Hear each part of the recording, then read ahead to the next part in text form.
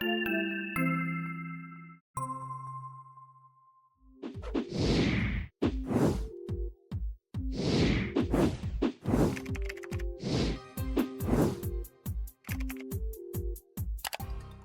back. Good morning, Richard. It's good to see you again. Morning. How are you doing this week? I am doing well. Today, I'm excited about today's podcast because we are going to talk about parenting. And you know, we've been trying to do more podcasts, based upon things that people have written in and asked questions people have asked us. But I think this is a topic that we talk to lots of parents about. We hear from lots of parents asking about this kind of question, and so again, I'm looking forward to talking about parents' expectations and what parents, that all that hope that we have when we have kids. Right. My son and daughter-in-law, son and his wife, are pregnant. Baby's due later this year. And so we're right in the middle of this pregnancy business with them. And when we're pregnant, and those of you who have children or grandparents, whoever, if you're involved in this at all, we always fantasize about what our child will be like. How is this? My son and his wife are going to have a girl. What will she look like? How she will be, and what will she become, and who is this person? And so we fantasize about all that, but in the deep recesses of our brain, we also usually just say, we make a deal with whatever deity we worship to say, look, I just want her to be normal. Right? That's it. That's my only request. I just want her to be normal. Yeah. Then the child's born and normal arrives, little Miss Normal arrives. But then we begin to fantasize again. Once there's 10 fingers and 10 toes and everything seems okay, she comes home from the hospital, then things start to change a little bit because, well, God, she's normal, but I want her to be well-behaved and polite, and to be motivated, to be successful, to be respectful and obedient and happy. And I want all those things too. And that's when the problems in child rearing begin. Right. Yeah, it's so true. Like, I remember when we were pregnant with my first child. With my first child, that one was okay. Actually, it was with my second child because I was going through grad school at the time, and I was working in developmental pediatrics. And I remember looking through all of our textbooks at all of the genetic anomalies and things that could happen, and thinking about that, praying to whoever it is that you might pray to, that whoever you pray to, just let him be healthy, just let him be normal. That's right.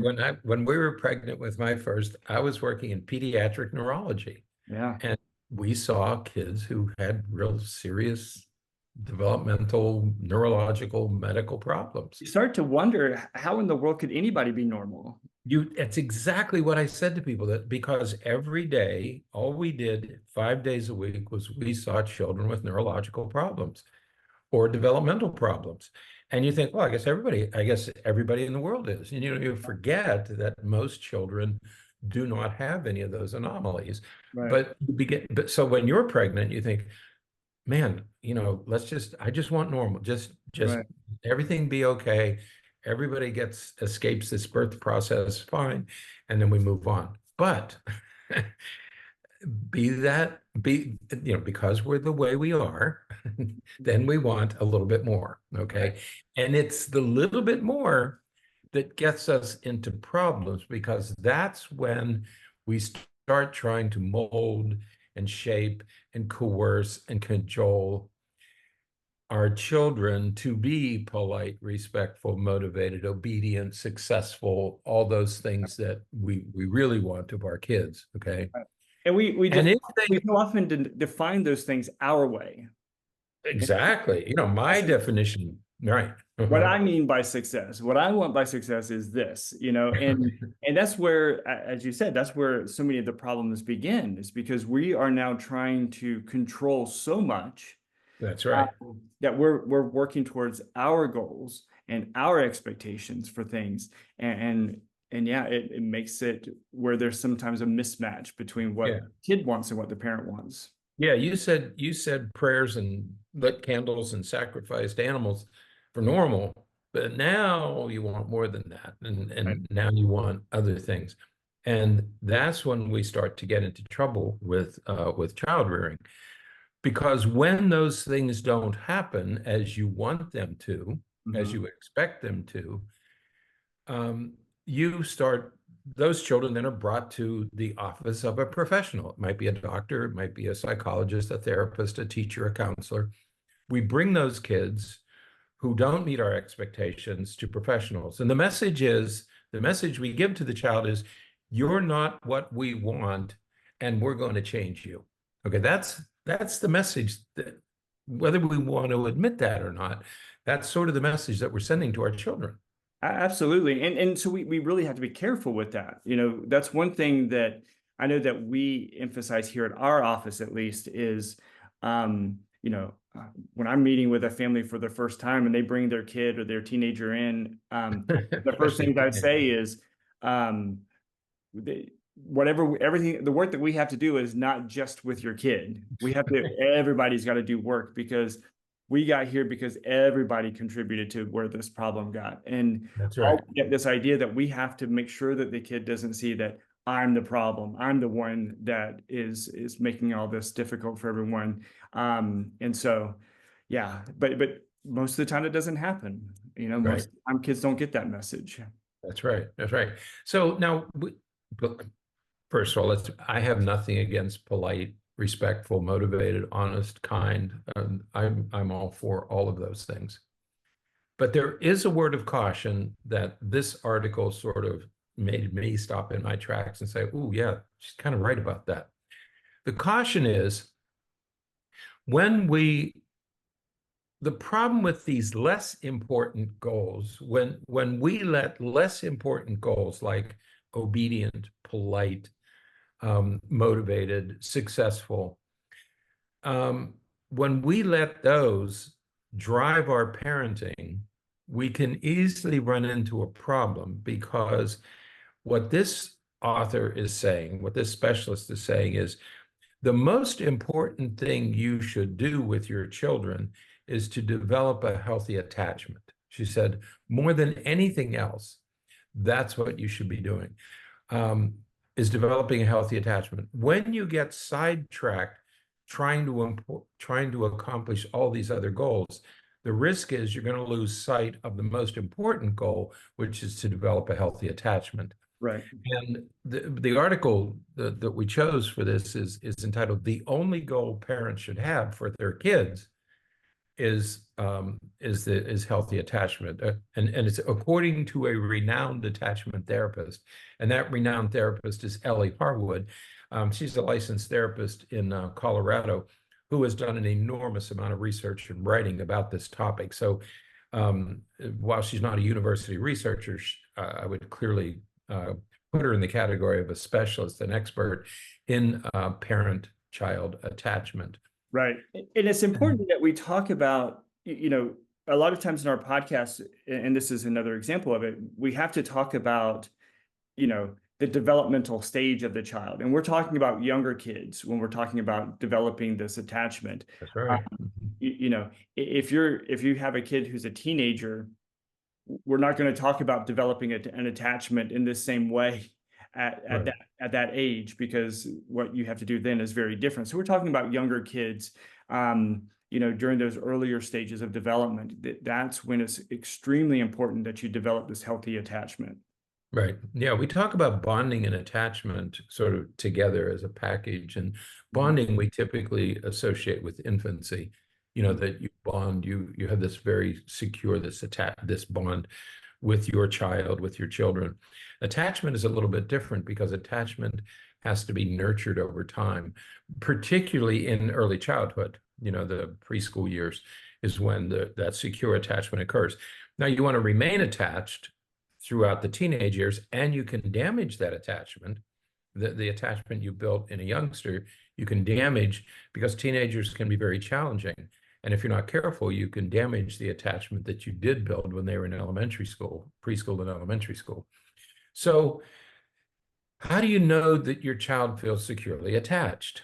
Well, and I want to be very careful here because there is, and I know what many people are going to think. There is a line, and I'm not sure it's a fine line, but there is a line between showing your child that he or she is important and showing your child that he or she is too important. Right. And so we want to make that distinction. We want to keep hammering away at that. How do you know your child feels securely attached? Okay, number one, does your child seek you out when she's scared? Does she come to you when she's afraid? Does she believe that you will help regulate when they're feeling overwhelmed? When they are having a tantrum, do they come to you? When they are feeling insecure, when they're scared, do they come to you? If they don't come to you, then you don't have a secure attachment. Fathers complain about this all the time, that the child always goes to the mother. Okay, that's fine, but then dad has a little bit of work to do, because I want my children to come to me as well as to their mother. So it's not the child's problem, it's my problem to fix. If the child's not coming to me, then they're not attached enough to me. And so as a parent, I have some work to do. With teenagers, how do you know that they're attached? Do they come to you with their big problems? Right. Now, with teenagers, it's a little more difficult because they're forming attachments outside the home. They're forming attachments with friends and coaches and teachers and other kids' parents. They'll talk to other kids' parents rather than to us. So does your child look to you during times of crisis or when they're facing problems? And that's another way to know, is your child securely attached? And it's so important what you said, that how we damage it, because your reaction in those circumstances is going to declare that. If your teenager comes to you with a problem and you react by saying, okay, well, that's it, you're not going to spend time with those friends anymore, you're not going to do this anymore, I'm taking your keys from you because I can't trust you for this, and yada yada. It doesn't take a degree in psychology to understand that the more that you're punitive when they come to you with these big moments in life, the less likely they are to come to you with these big moments in life. And so suddenly we see teenagers who, they'll tell everything to their aunt or uncle or something, or to their friends, of course, but they won't say anything to their parents anymore because the parents respond punitively. And so I'm not going to tell them, I'm not going to risk punishment. I'm not going to tell my parents if there's a risk that I'm going to be punished for doing this. Absolutely. Yeah. Parents tell their kids all the time, well, if you're at a party and you can't drive home, just give me a call. Well, they're not going to call you if they think you're going to take the car keys. Believe me, they're going to take their chances. All right. And so be very, very careful about how you deal with these things and think about the attachment that's at work behind the scene. Right. Now, Ellie Harwood provides 4 ways to build secure attachment with our kids, okay? The first one is,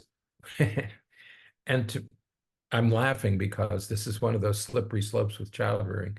We need to show them that they're wanted. Right.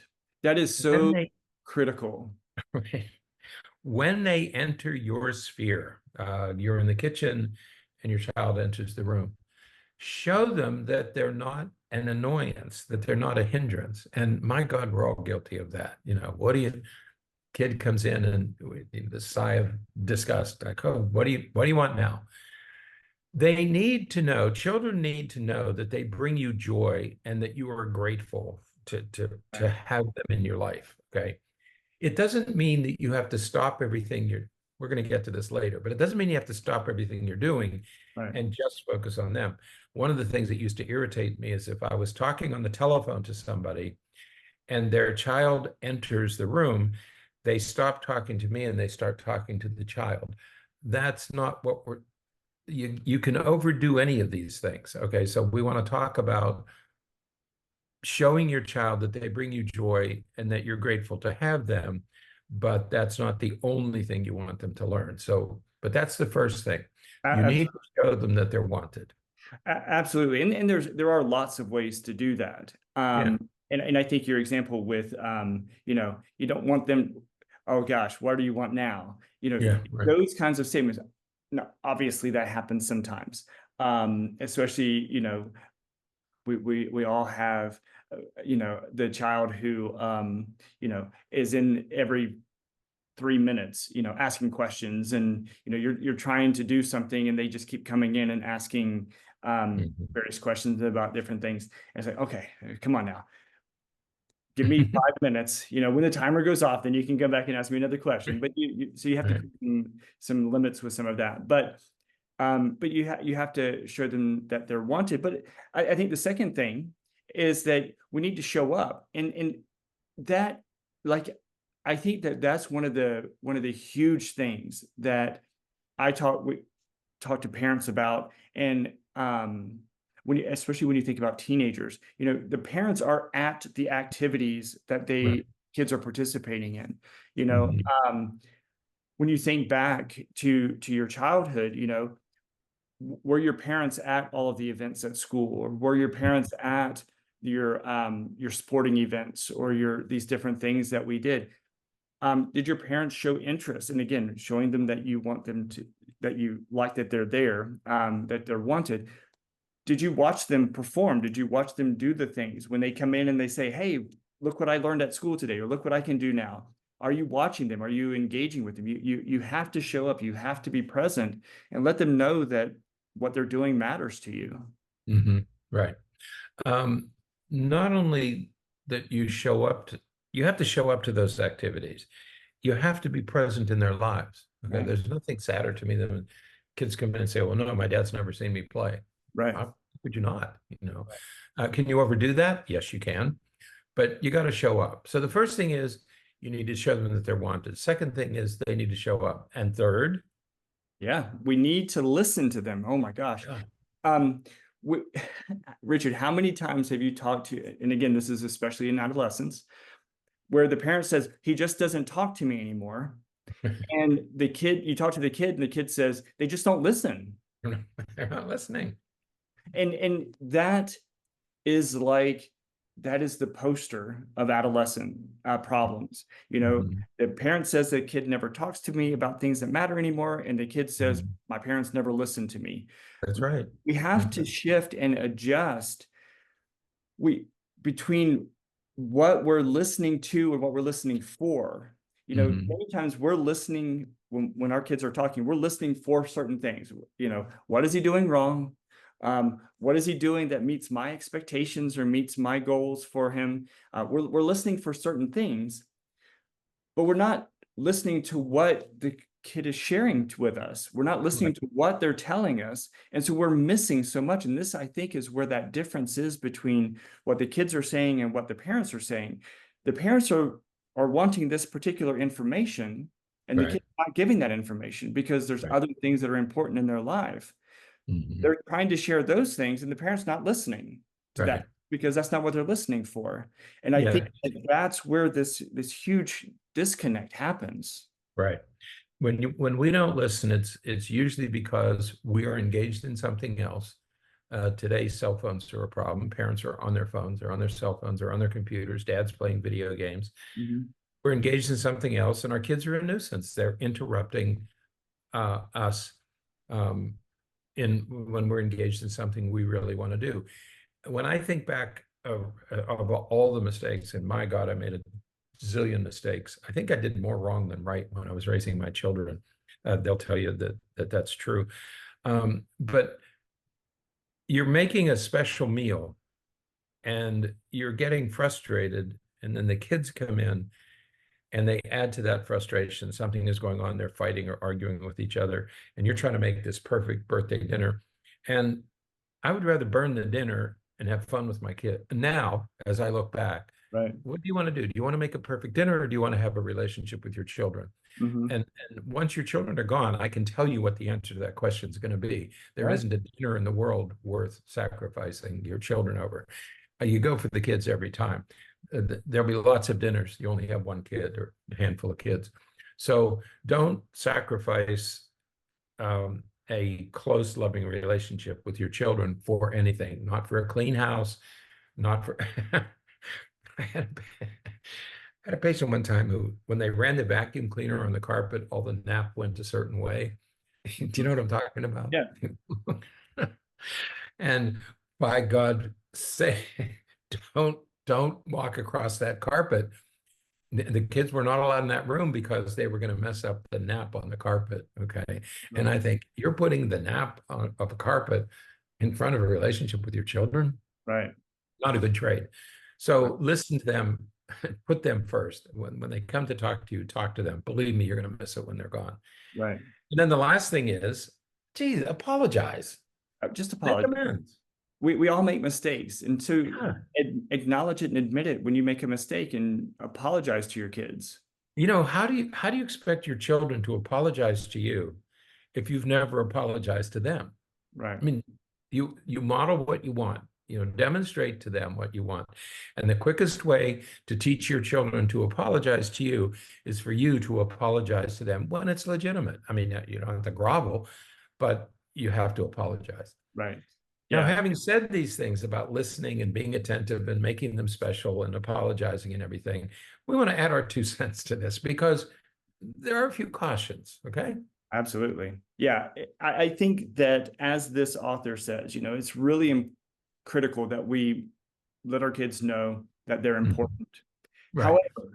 However, we can't let them believe that they are the most important thing in the world. Exactly. Right. You can, we can, because we can overdo it, and that's how we spoil them, right? Is when people think about spoiling, that's what we're thinking about, is that this is you're the most important thing in the world, and there is nothing more important. So, I will stop anything to meet your needs or to do what you want. Okay, I can understand that maybe during infancy, if the baby's in distress, you stop what you need to stop and to take that. However, once the child is one, once they're become a toddler, once they start walking, yeah, okay, you can manage some things. You can't. The more that we put all of the focus on them, that's right. then that's what they begin to expect. And then that carries on, and that becomes That's right. significant problem as they age. That's right. So yes, you're important, but you are not the most important. You're important to me, but you're not more important than I am. You're not more important than your siblings. You're not more important than all the other kids in your class. Right. I can't lose my job because you don't feel like going to school today. Right. You can't put that over your job, because obviously you need your job to take care of the family. And That's so right. but we've met parents who do that, who make those kinds of decisions, and who say, yeah, I've lost 3 or 4 jobs because he has to stay home some days, and he just can't do this and he can't do that. And Right. it's like, well, where are those priorities? You really have to work some of that stuff out. That's right. Second thing is, I will comfort you. I will always be there to comfort you, but you also have to learn how to comfort yourself. Okay. Right. That's the other obligation that I have.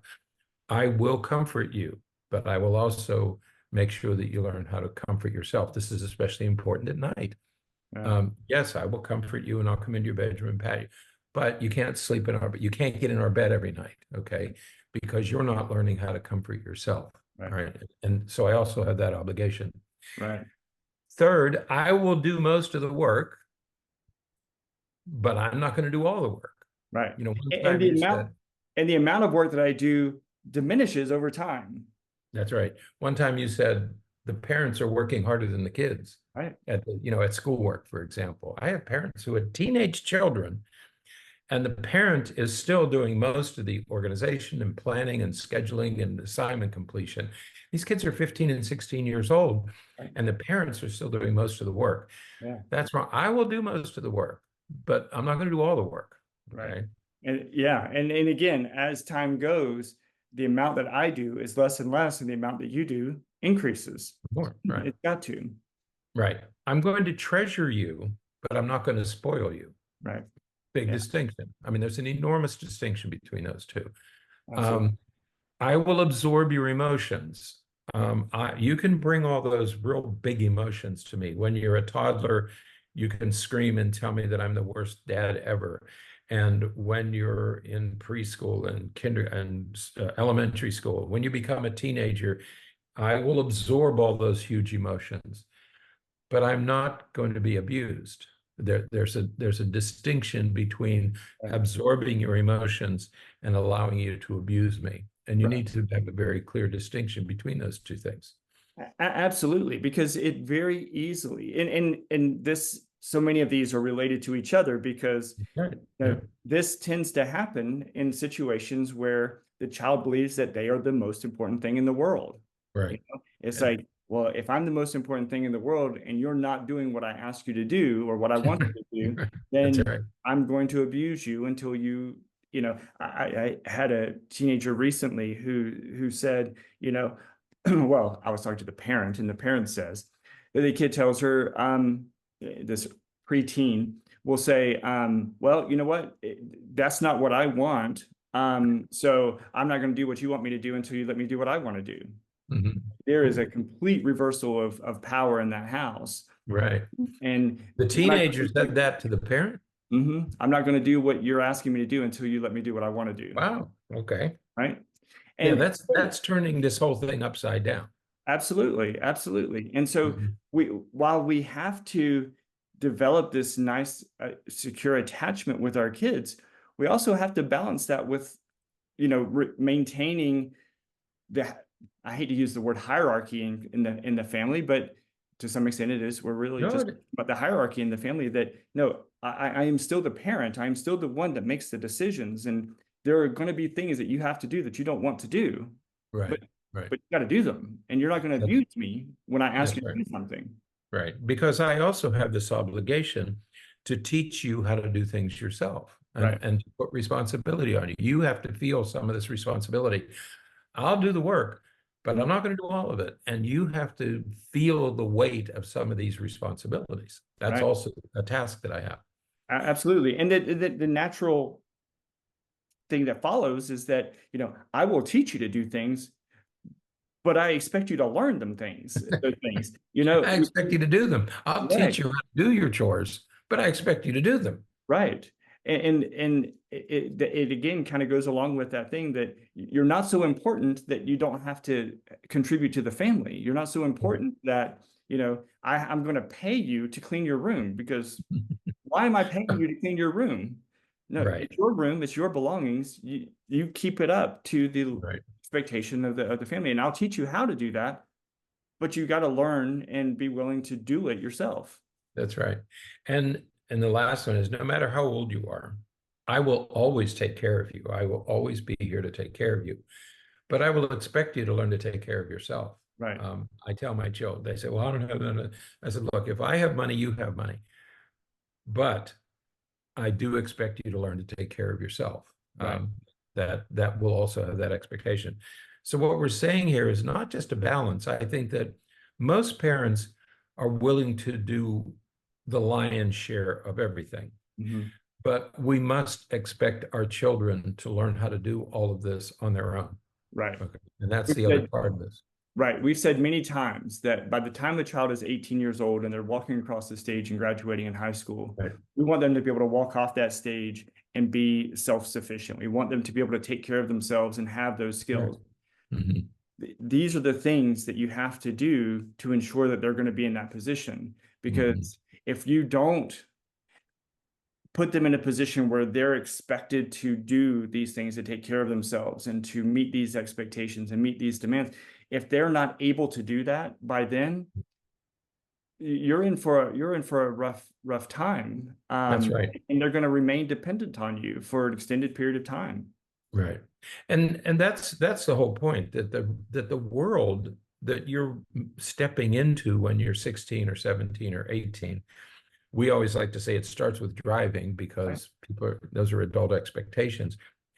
But certainly by the time you're 18, we parents can be understanding and forgiving and have unconditional love and unconditional support. But the rest of the world's not going to. And so our children, while they must learn that we will be unconditionally supportive and helpful, but the rest of the world will not be understanding. They'll not be so understanding, okay? And they will have expectations. Right. Teachers and coaches and police officers and everybody, all the other adults in your life, they're not going to be understanding, and they're going to have expectations. So we also have the obligation to prepare our children for that world. So yes, we must be attached, but we also must prepare them for the world that they're going to be entering. Absolutely. Absolutely. So, all right. Well, that is it for today. Good luck, parents. And, we do always encourage folks to write in, and if they have questions or like for us to talk about anything in particular, we look forward to hearing about that. So until next time, stay happy, stay healthy, and forget to be afraid.